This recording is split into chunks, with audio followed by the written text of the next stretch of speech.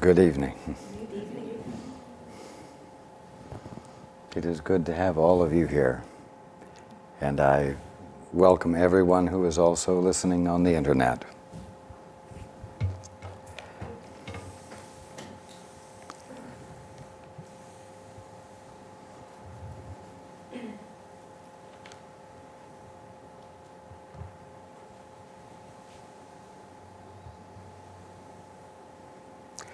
Last week we were talking about the altar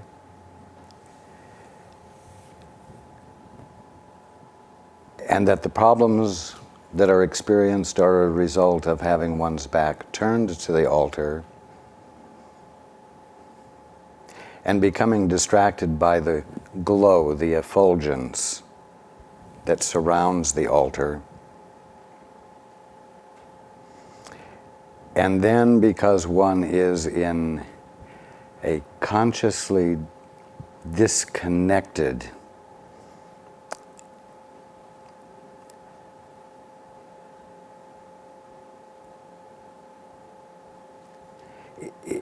in a conscious disconnectedness with his divinity, the altar, there is an experience of fear, an inevitable, unavoidable experience of fear, anxiety, concern, vulnerability. And that one then begins to manipulate the glow as a defense.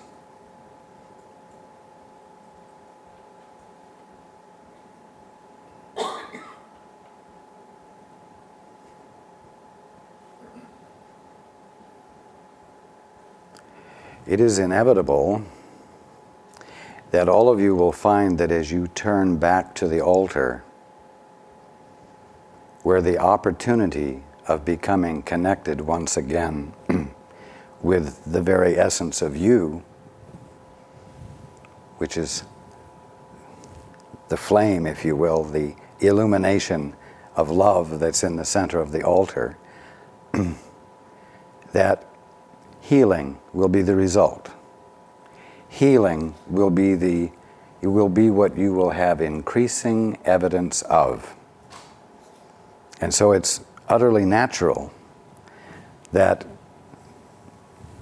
the next chapter is entitled Healing as Release from Fear.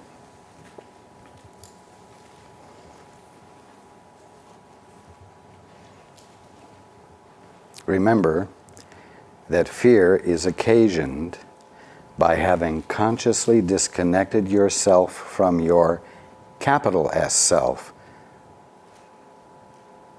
the altar, which is the presence of God. And remember also that to try to defend yourself or save yourself from what you find yourself fearing, you must not try to manipulate the glow more efficiently. You must turn around toward the altar. So let's keep this in mind as we proceed through this next section. We'll start right here.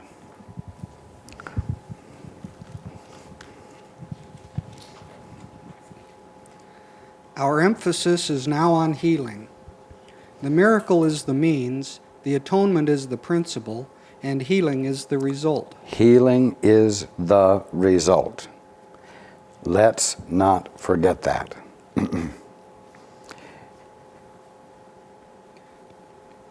It's too easy to get into a metaphysical mishmash of confusion where one can say, I am waking up and I don't have evidence of healing, but evidence of healing is not the point. It isn't the point, but if you don't have the evidence of it, you don't have evidence of atonement. Healing is the result. Expect it, demand it. And if you aren't experiencing it yet, persist in turning back to the altar, giving your attention to it so that you might be infilled with the capital L love that you are. That helps remind you that it's senseless for you to be standing apart from it, observing it. And so that you might have a back into the love experience, like a back into the body experience. Continue. To speak of a miracle of healing is to combine two orders of reality inappropriately. Healing is not a miracle. The atonement, or the final miracle, is a remedy, and any type of healing is a result. The kind of error to which atonement is applied is irrelevant. All healing is essentially the release from fear. Say that again. All healing is essentially the release from fear. Again, more slowly. All healing is essentially the release from fear. Indeed. Continue. To undertake this, you cannot be fearful yourself. You do not understand healing because of your own fear. Now, you will not understand healing as long as you have your back to the altar.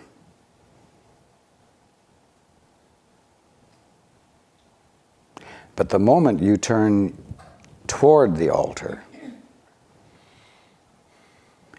and you are not giving your attention to your fearful establishment of defense, you will find yourself feeling loved by the light of the altar, which is your essential being and is the presence of God in you as you. And as that love infills you,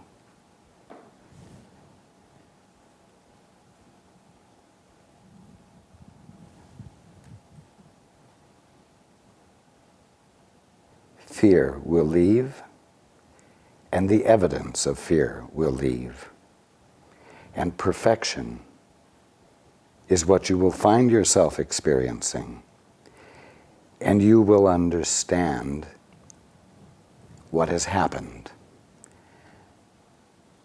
But it is not as though the understanding is what brought about the healing. And you will know that as well. You will know that the love you have been embraced by from the altar is the very love that you are. And in the absence of any sense of separation from it, you will feel the wholeness of your being that has always been available for you to experience. And what you will understand is love is the answer. What you will understand is that giving your attention to the love that you are, the altar in the center of you, rather than to that which you would defend yourself against, demonstrates the fact that what you were afraid of was an illusion.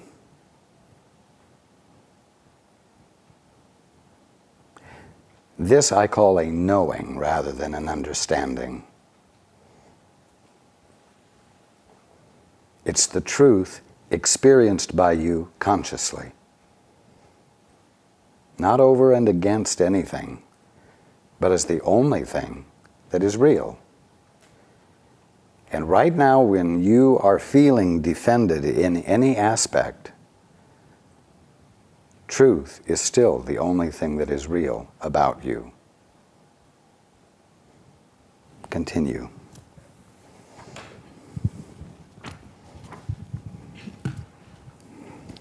A major step in the atonement plan is to undo error at all levels. Sickness, or not right-mindedness, is the result of level confusion. Let's stop right there. Sickness has here been defined as not right-mindedness. It hasn't been defined as not right physicalness or not right relationships or not right governmental leaders. Sickness is defined as not right-mindedness. Continue. Sickness. Sickness, or not right-mindedness, is the result of level confusion because it always entails the belief that what is amiss on one level can adversely affect another.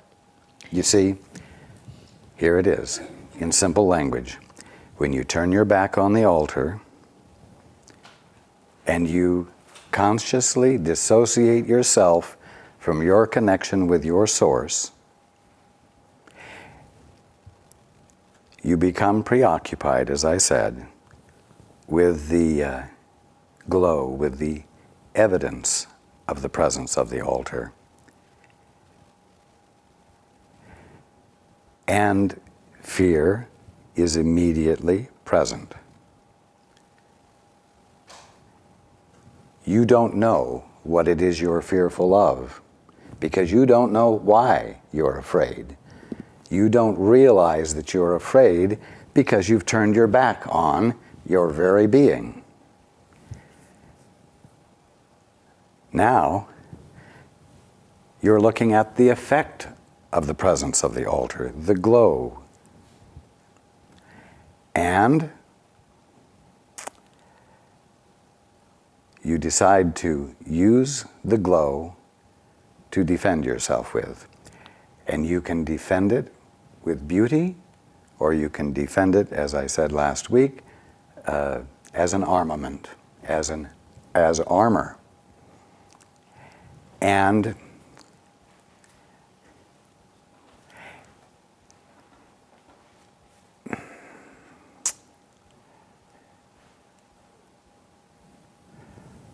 just a moment.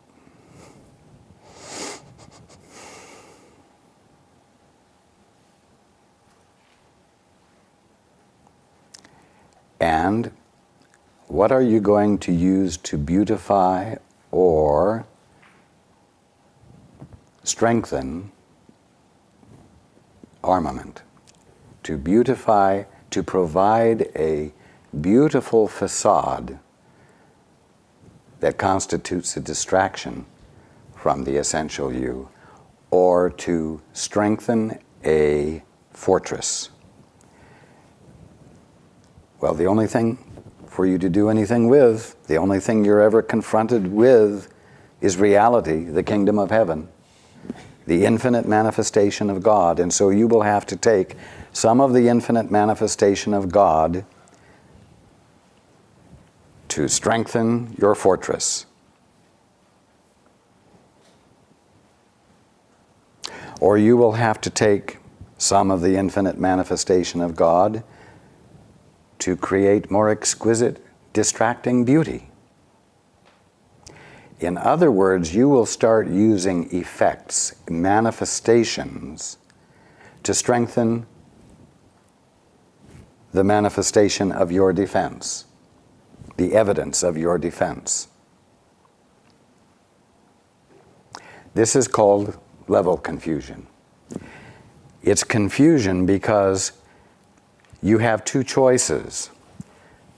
The real choice of turning around and facing the altar and feeling into the presence of love that is at its center, which is God being all there is of you. Or you have the option to keep your back to it and use more of the manifestation of God to keep you safe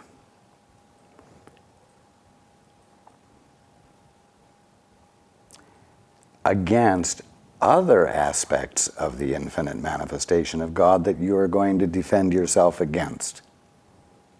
Do you see what I'm saying?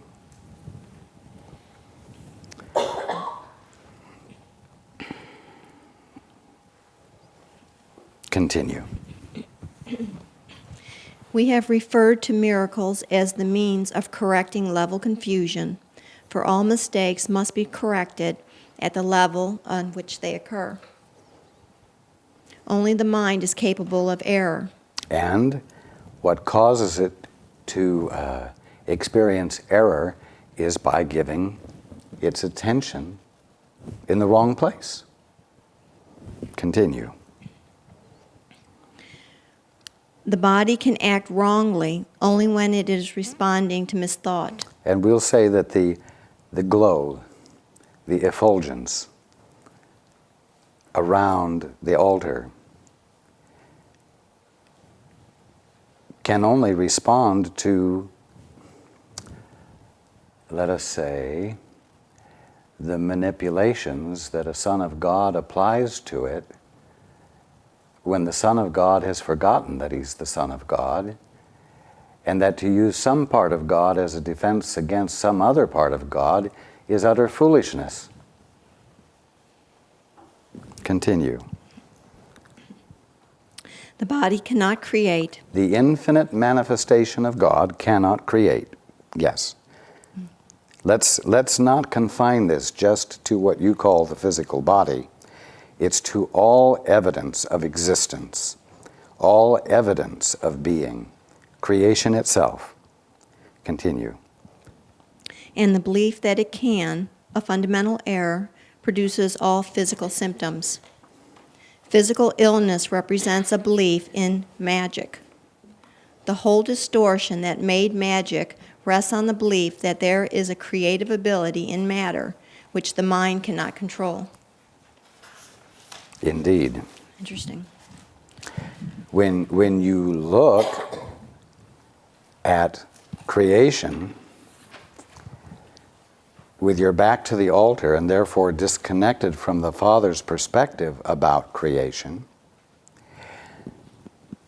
because creation is alive, because it is manifesting life, it appears to be able to be aggressive and therefore a formidable enemy to protect yourself against. It doesn't just sit there in a static state because it's the evidence of God Himself. And so one can come to the conclusion that the foe is aggressive, intelligent, and able to direct its attention toward you negatively, which is why you assume you must be ready to defend yourself against this active, aggressive foe. And yet, the only life the foe seems to have is the life that creation itself is perfectly expressing in a God-directed way. Continue. This error can take two forms. It can be believed that the mind can miscreate in the body, or that the body can miscreate in the mind. Yes.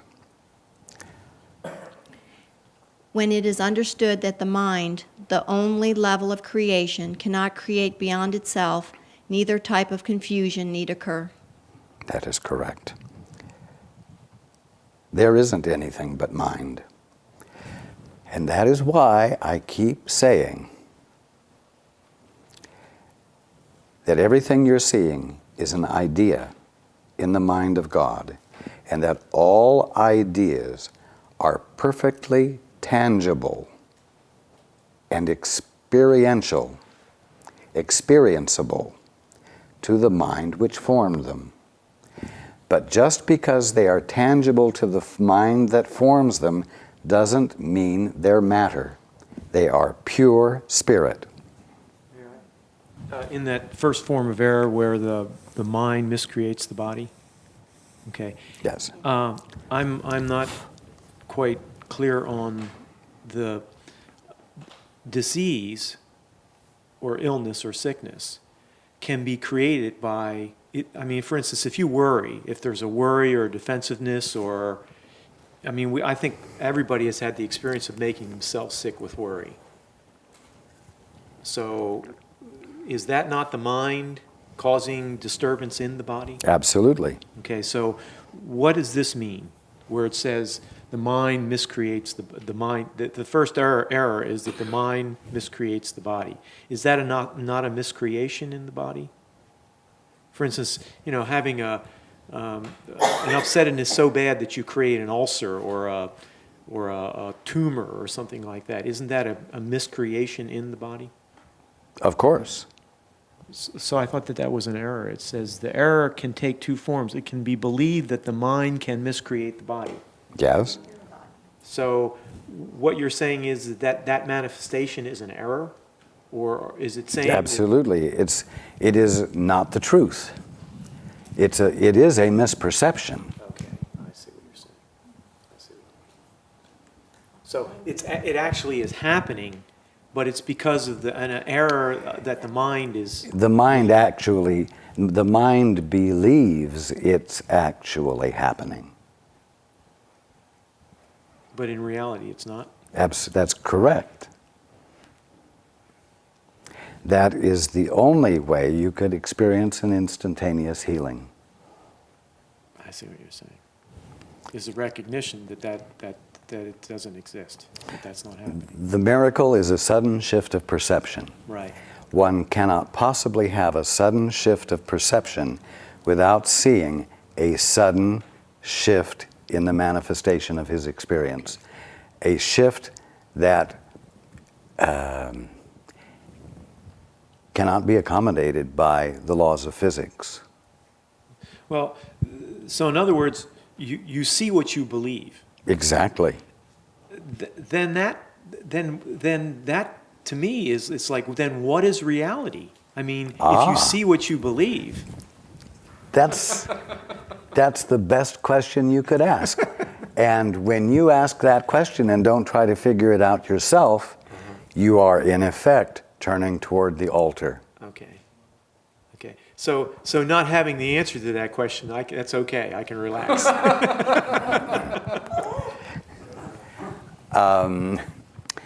Not having the answer to that question can't help but trigger curiosity the next time you experience a discomfort.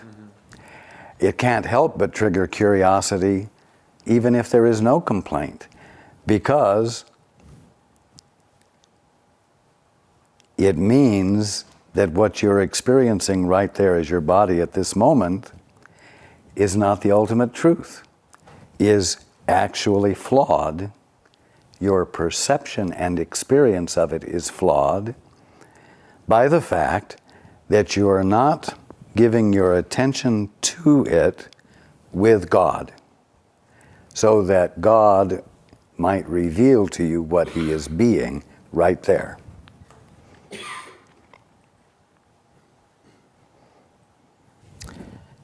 No miscreation ever becomes real.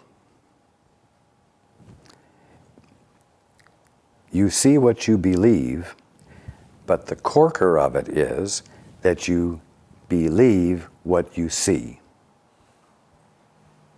That locks you in until you have the curiosity to see what it really is. It will take something to distract you from your conviction, from the conviction of your belief. And what it will take is curiosity. May I have one more question? So, say I haven't seen someone, a friend, in a long time, and they have misperceived themselves as being ill, and I haven't heard about it or anything, and then I see them and I go, oh my God, they don't look well at all. that is obviously... Thank God I didn't do that with Lazarus, and he looked pretty bad. So what's happening there is it is a mutually agreed upon concept. What's happening there? Of course. In other words, I didn't know they were sick. So how did I see them as sick? There's a communication taking part on a whole different, another level other than speech or it's like I didn't know they were going to be looking sick, but as soon as I look at them, they don't even have to say anything, and I'm perceiving that. So that's because all minds are joined And the fact that you already have mutually agreed upon definitions to various kinds of appearances.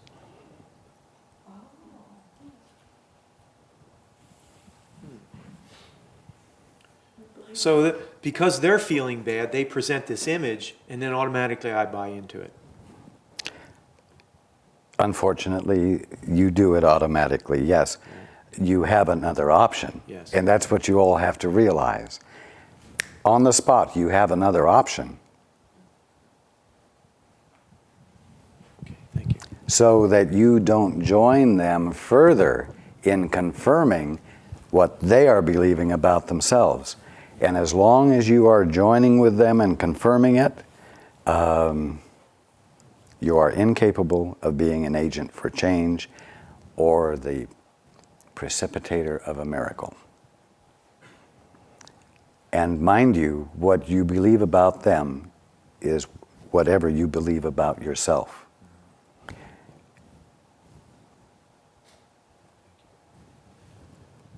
Well, I was just reminded of a song that's the title of it is "One Belief Away," and that's why a miracle is always spontaneous, because if we realize it was the mutual, that this is where the mutual agreement fits in.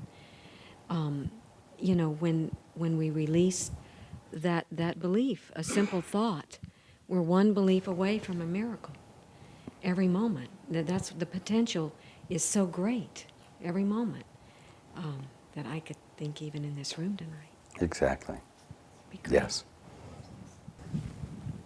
To make this simple again, we have this whirlwind of body misperceiving mind, mind misperceiving body, mutual agreements, yada yada, and all the time, all of reality is in the altar, and all I need to do is turn and look at that. Simply. Yes, and all the time, reality, unperturbed by all of these imaginings, awaits your discovery of it as it is. And then the activity of the atonement becomes obvious to me by looking at the altar. The way to change the world becomes obvious to me simply by looking at the altar. Yes. Because when you're looking at the altar, its illumination illuminates you.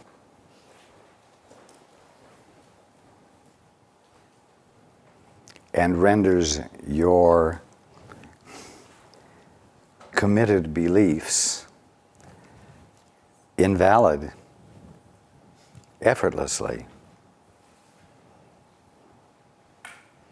And once they are seen as invalid, they are seen as not useful. And none of you holds on to anything that you don't find useful. You don't even have to throw away an unuseful belief once it is recognized to be not useful. It is abandoned effortlessly.